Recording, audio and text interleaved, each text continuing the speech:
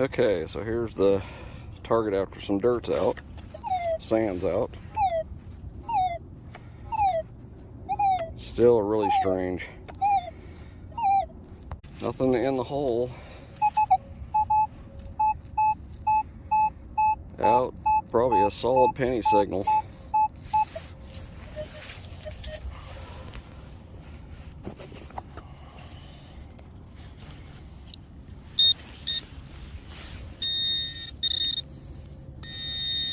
Right there.